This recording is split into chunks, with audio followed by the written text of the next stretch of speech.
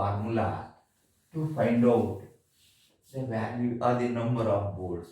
So number of bolts is given by the formula, I is given by the formula 0.02D plus 3. It is given in MDH. MDH means Machine Design Handbook.